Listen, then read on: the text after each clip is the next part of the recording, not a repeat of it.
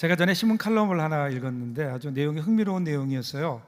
우리말에 어제, 오늘, 내일 이 말이 있잖아요. 그런데 그 중에서 어제, 오늘 이 때를 나타내는 이 말들이 전부 순수한 우리말이에요. 그런데 내일이라는 말은 순수한 우리말이 아니라 한자어예요. 올레자와 날일자로 이루어져 있죠. 우리나라의 말을 보면 어제, 그리고 오늘, 모레, 글피, 이 모든 것들이 우리나라의 순수한 말인데 왜 내일이라는 단어만 한문으로 되어 있을까? 조선 전기의 책 가운데 계림유사라는 책이 있는데요, 거기서 이렇게 소개해요. 고려시대의 우리말을 이야기하면서 이렇게 얘기합니다. 중국 사람들이 일컫는 금일은 오날, 즉 오늘이죠. 오늘이고, 작일은 어제로 되어 있고, 명일은, 즉 내일은 하제라고 한다. 이렇게 나와요. 하제. 그러니까 내일이 원래 내일의 순수한 우리말이 뭐예요? 하제. 근데 우리가 지금 하제 그러면 누가 알아들을까요? 생경하게 들리잖아요. 왜 그럴까요? 더 이상 쓰지 않기 때문에 그래요. 없어졌어요. 이 말이 왜 우리 사람들의, 우리 민족에게서 없어졌을까? 그 말을 정확하게 알 수는 없어요. 그 이유를. 그런데 그 칼럼에서 이 말이 사라지게 된 시대적 배경에서 단초를 얻을 수 있다 그래요. 이 하제라는 말을 쓰지 않게 된 시기가 언제인가? 그러면 고려의 숙종 이후로 시작해서 조선조 초기까지를 봐요. 만일에 이 가설이 맞다면 이 시기가 어떤 시기죠? 무신들이 정권을 잡았던 그때, 그리고 몽고의 침략으로 인해서 고려는 정말 황폐됐거든요. 거기에 조선조로 왕권이 바뀌면서 앞으로 어떻게 될 것인가 극도로 불안한, 앞을 예측할 수 없는 그러한 시대였어요. 여러분, 우리가 쓰는 말은요, 그 시대의, 그 사회의 정치, 경제, 문화의 결과예요. 소산인 거예요. 그 뜻을 품고 있어요. 그래서 그 당시 사회가 혼란스럽고 어려워 보이고 내일이 보이지 않고, 그러다 보니까 내일을 나타내는 하제라는 단어를 사람들이 쓰지 않게 되었다. 그러면서 그 말이 점차 사라지게 되었다라고 하는 해석이에요. 그리고 훗날에 자연스럽게 하제라는 순수한 우리말이 없어진 거기에 내일이라고 하는 한자가 들어온 것이 아닐까? 어떻게 생각하세요? 자, 문제는 오늘 우리가 살고 있는 우리 시대에는 어떤가 하는 거예요. 내일이 있나? 내일이라는 단어는 우리에게 있어요. 그런데 내일에 대한 소망과 기대가 우리에게 있는가? 오늘 우리에게 내일은 어떤 의미를 주고 있는가? 내일이 없는 사람, 내일이 없는 민족. 오늘 여러분들에게 내일은 어떤 의미입니까? 내일이 있습니까? 내일을 기대합니까? 그럼 내일은 어디에 있을까요? 오늘 우리 이러한 질문을 가지고 오늘 우리 함께 이 말씀을 통해서, 오늘 이 말씀을 읽다 보면요, 내일이 보이지 않는 상황 속에서도 그 내일을 향해 나아가는 믿음의 사람의 모습이 나와 있거든요. 오늘 이 예레미야의 모습을 통해서 우리도 함께 내일을 찾아가는 그러한 우리의 소망을 찾는 귀한 시간이 저와 여러분들에게 있기를 주님의 이름으로 축복합니다. 지금 우리가 읽었던 예레미야 32장은요 시드기야 10년, 그러니까 BC 588년을 배경으로 해요. 여러분, 588년 그러면 유다의 멸망이 주전 587년이니까 예루살렘이 완전히 멸망하기 전 그 한 해 전이에요. 그런데 이미 바벨론 군대는 유다 지경에 들어와 있고 어쩌면 예루살렘을 지금 포위하고 있는 상황인지도 모릅니다. 그러니까 예루살렘의 운명은 그야말로 풍전등화와 같았어요.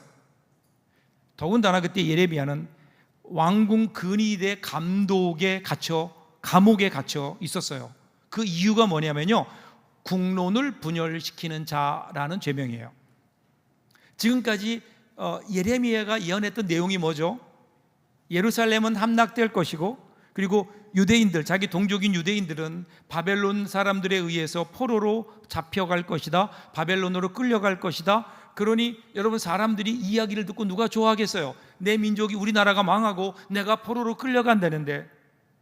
왕은 시드기야였거든요. 시드기야 왕은 그래서 더 이상 이러한 소문들이 퍼지지 않도록 예레미야를 가두어 버려요.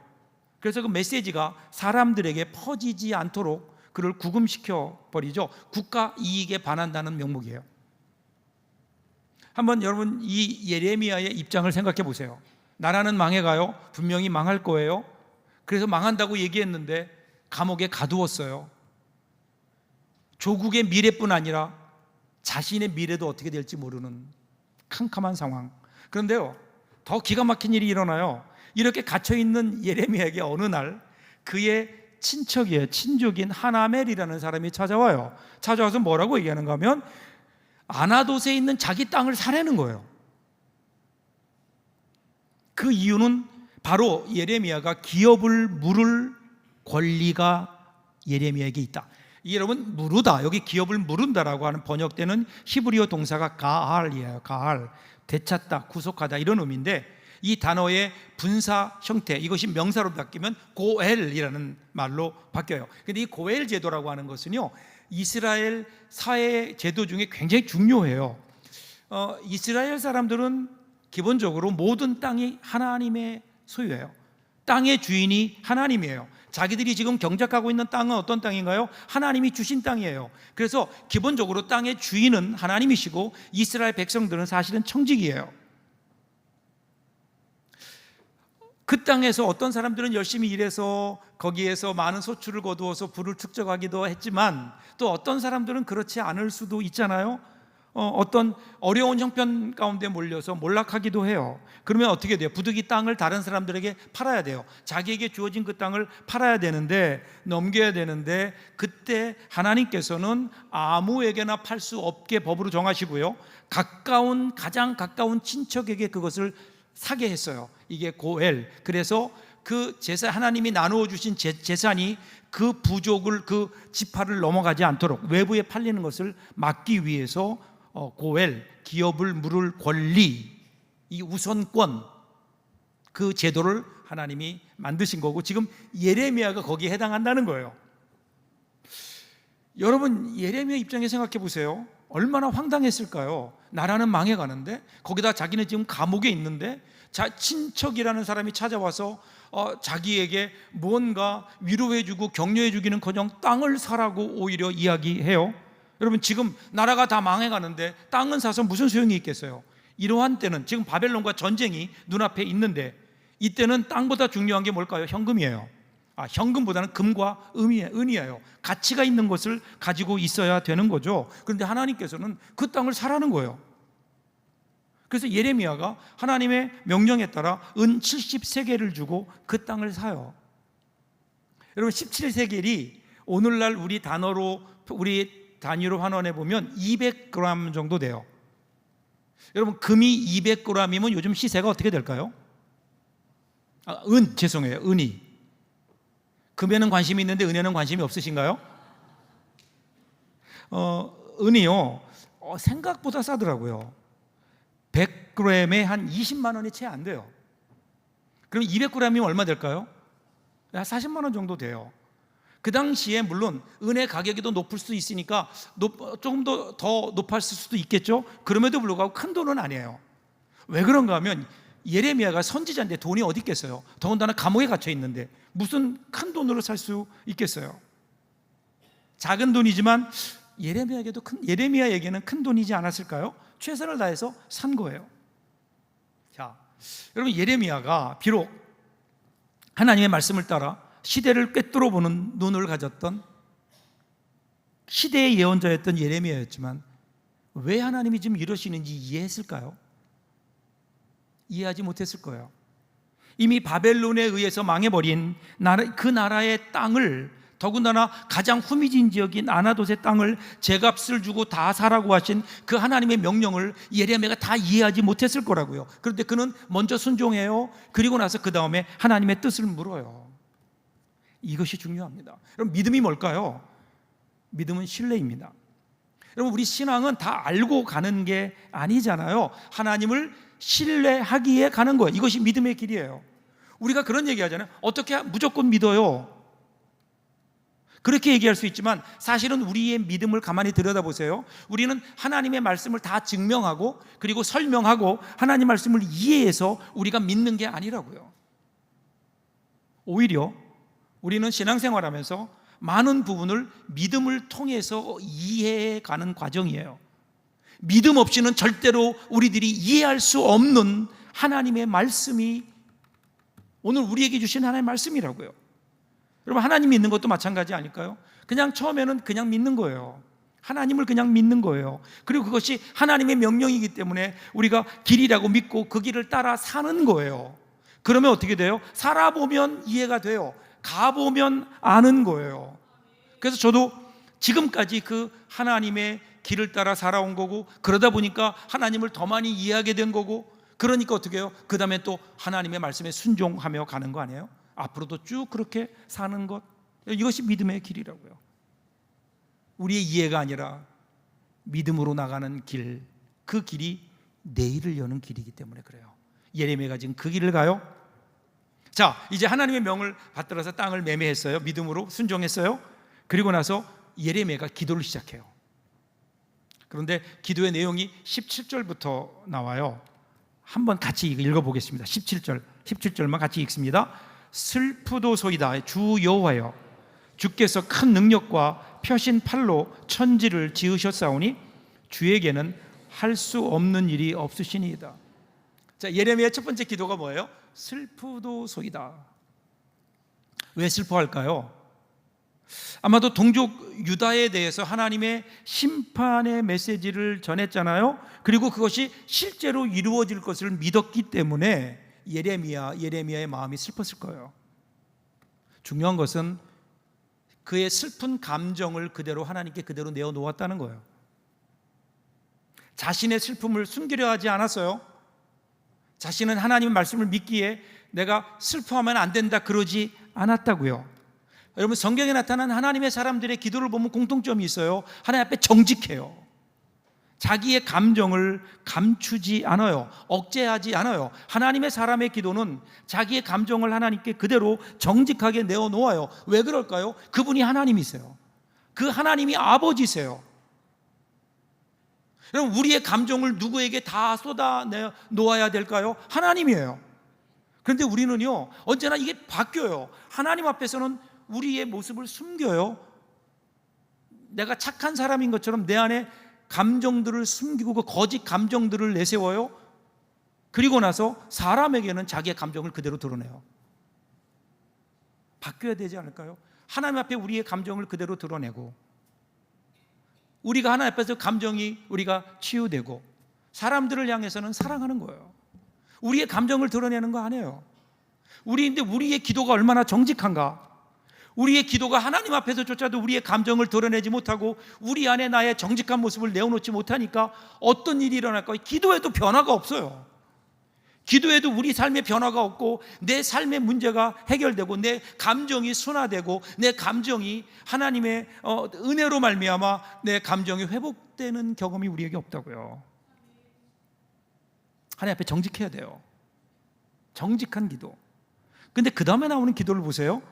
시작과는 분위기가 사뭇 달라져요. 예레미야가 하나님의 전능하심에 대해 고백해요. 주에게는 할 수 없는 일이 없으시니이다.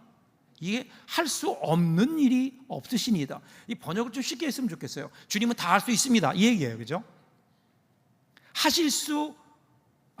이게 복잡해요. 하나님께서 하실 수 없는 일이 없다는 거예요. 그러니까 다 하실 수 있는 전능자라는 거예요. 이게 무슨 말일까요? 하나님은 하나님 말씀 그대로 이루어질 겁니다. 물론 하나님께 다시 회복시킬 것도 알고 있어요. 근데 현실은 어때요? 현실은 패망해요. 바벨론의 포로로 잡혀가요. 만국의 서름을 안고 70년이라는 세월이 지나야 돌아올 수 있어요. 이게 확실해요. 그러니까 예레미야의 마음이 괴로운 거예요. 그의 마음속에는 분명히 하나님께서 아직도 이스라엘 백성을 잊지 않았다, 그를 향한 소망이 있다, 70년 후에는 돌아오게 할 거다라는 믿음이 있어요. 미래에 대한 소망이 분명히 있어요. 그럼에도 불구하고 그동안 그들이 감내해야 되는 삶의 현실은 슬픈 거예요. 그거는 고난이에요. 고난이에요. 그러게 지금 여러분 예레미야의 마음속에는 두 가지가 동시에 공존하고 있어요. 미래에 대한 소망, 현실에 대한 슬픔, 동시에 공존하고 있는 거예요. 여러분 이것이 오늘 우리 신앙의 현주소예요. 여러분 예레미야의 슬픔은요, 하나님의 말씀에 대한 절대적인 신뢰에서 온 거예요. 믿음이 없기 때문에 슬픔이 온 게 아니라고요. 오히려 그가 하나님을 분명하게 믿었기 때문에 그에게 슬픈 거예요. 여러분 우리가 믿음이 있다는 거는 날마다 그냥 실실 웃고 사는 게 아니에요. 때로는 믿음이 우리를 힘들게도 해요. 믿음 때문에 우리는 슬퍼할 수도 있어요. 믿음이 없는 사람들은 자기의 죄에 대해서 슬퍼하지 않아요. 그냥 다 괜찮다고 그러고 서로 웃으며 살아요. 그러나 우리 믿음의 사람들은 작은 죄에도 우리의 하나님 앞에 슬퍼하며 우리가 죄를 지을 수밖에 없는, 우리의 연약함을 날마다 하나님께 기도하는, 애통하는 삶을 살 수밖에 없잖아요. 여러분 하나님 뜻대로 사는 게 쉬워요. 그래서 믿음은요, 고통을, 슬픔을, 눈물을 동반하는 거예요. 제발 여러분 믿음을요, 그냥 믿기만 하면 모든 것이 다 만사 형통 기분 좋게 만드는 마약이라고 생각하지 마세요. 인생에는 시험이 실제예요. 그리고 고통이 우리에게 누구에게나 찾아오는 거예요. 많은 사람들이 갖는 오해가 뭔지 아세요? 사탄이 심어놓은 거라고 생각해요. 내가 예수 잘 믿으면 우리에게는 시험과 역경은 오지 않을 것이다. 성경 어디에서 우리에게 이것을 약속해 주고 있나요? 만일에 어느 집단이든지 어느 종교든지 우리를 믿기만 하면 병도 고쳐지고 사업도 다 성공할 수 있다, 모든 문제가 여기 오기만 하면 해결된다, 100% 이단이에요. 신앙이라고 하는 것은요, 허황된 세계로 들어가게 하고 현실에 대해 눈을 감게 하는 게 아니라고요. 진짜 신앙은 현실의 고단한 현실이지만 믿음의 눈을 떠서 분명하게 바라보고 그와 함께 하시는 하나님께 우리의 시선을 맞추어서, 그래서 고난을 이겨내고 그 가운데 힘있게 살아가는 것, 여러분 이것이 진짜 신앙인의 믿음 아니에요? 성경은 한 번도 우리에게 편안함을 약속하지 않았다고요. 오늘 예레미야는 바로 그 길을 가는 거예요. 고난이 없는 게 복이 아니라 고난을 이기는 것이 믿음인 거예요.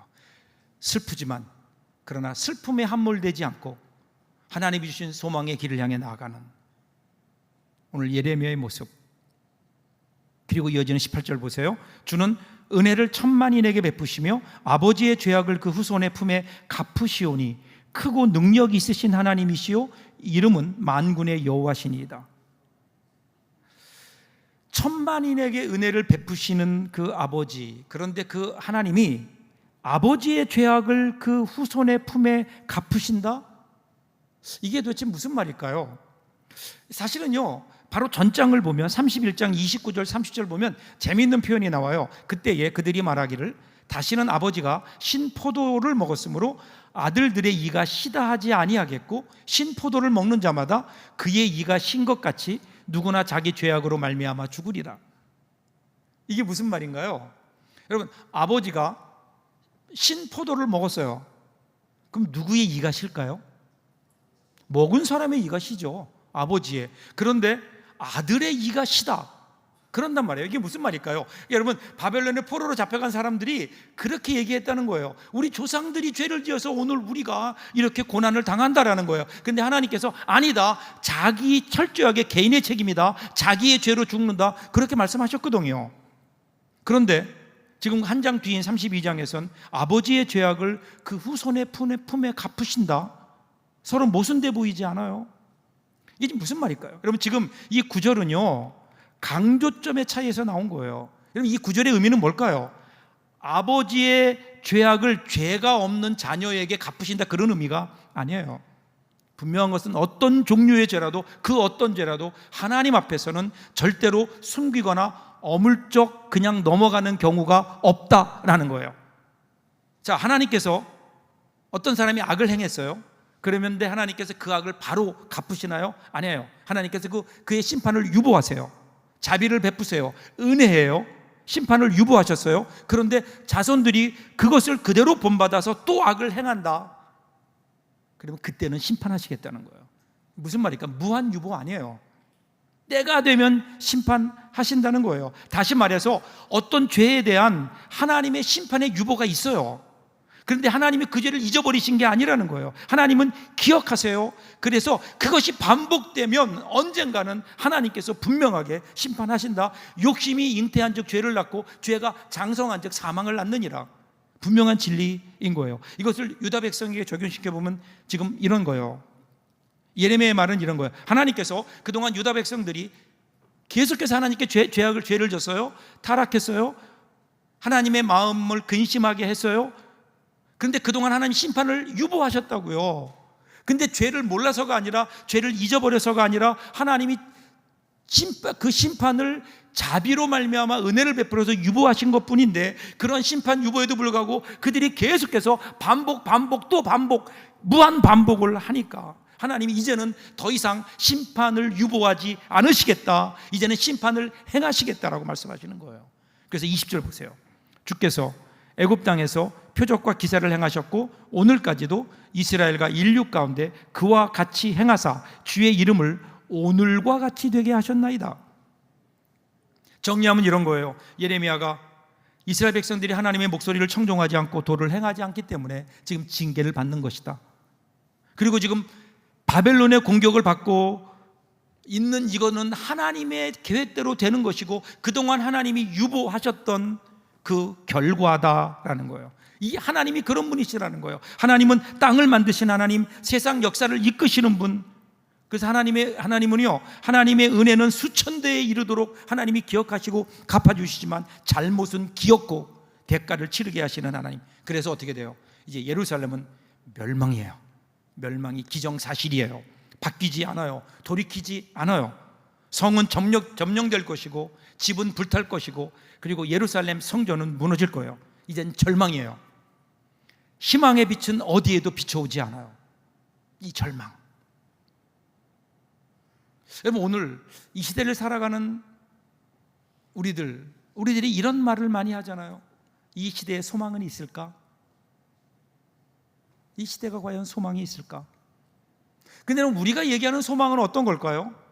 이리저리 따져보아서 성공 확률이 높으면 소망이 있고 그 확률이 낮으면 소망이 없다고 우리는 얘기하고 있지 않나요? 여러분, 희망은 확률이 아니라고요.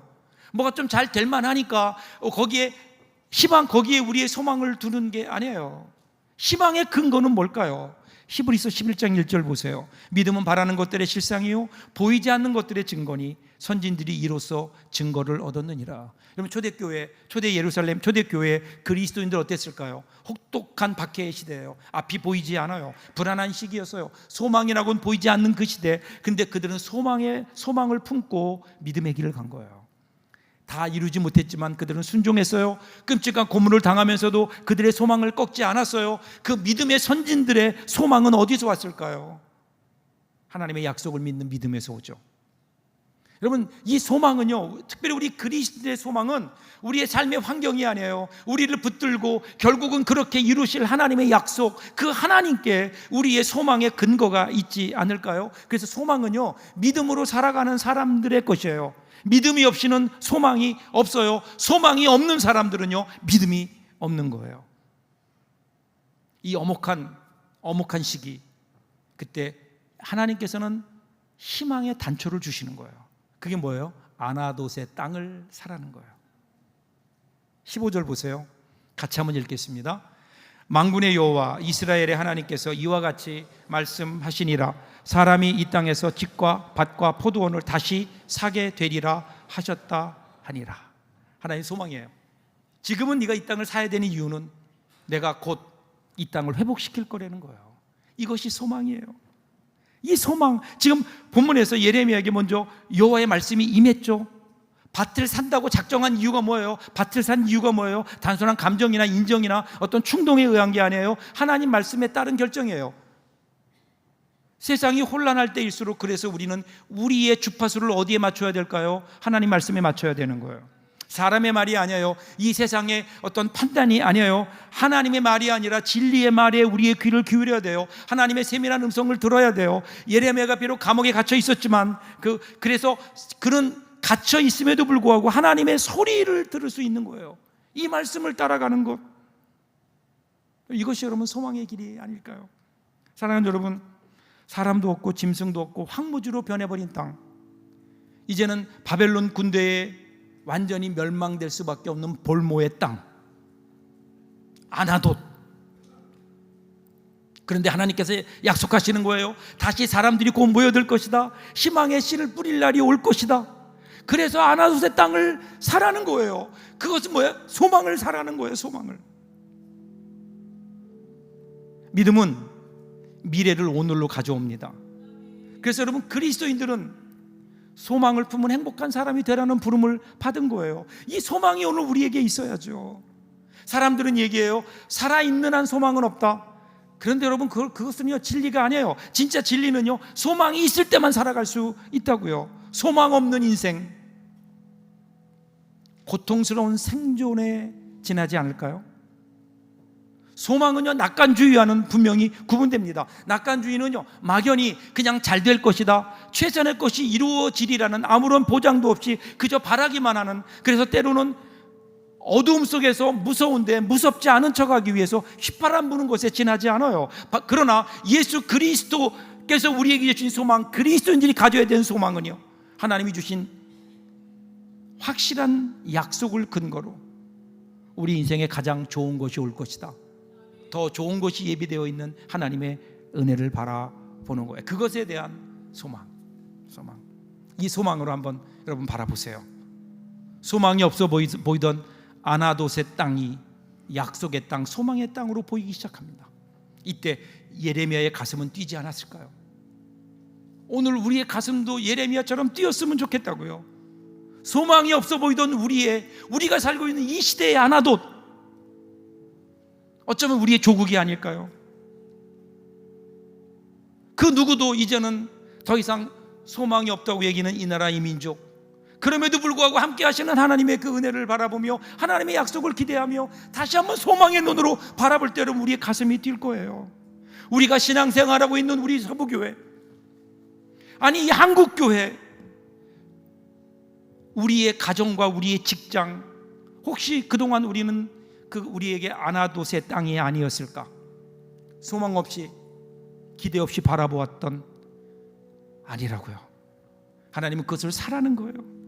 그것은 하나님의 약속과 복이 있는 소망의 자리라고요. 우리를 불러주신 부르심의 자리라고요. 우리가 가서 일을 해야 되는 하나님께서 우리에게 주신 일터라고요. 그러면 거기에는 하나님의 계획이 있고 하나님의 소망이 있지 않을까요? 그래서 오늘 하나님은요, 다시 아나돗의 땅을 사라는 거예요. 우리가 그동안 포기했었던, 우리가 그동안 절망으로 접어두었던 우리의 삶을 다시 한번 소망의 눈으로 바라보며, 아직도 하나님의 계획은 끝나지 않았다고, 하나님께서 그곳에 새롭게 일을 이루실 거라고, 이것이 우리의 내일이라고 힘있게 외치며, 그런 마음으로 우리가 우리의 삶을 살아낸다면 우리 삶은 분명히 달라지지 않을까요? 여러분, 이 소망으로 시작하십시오. 여러분의 삶이 분명히 달라질 겁니다. 기도하겠습니다.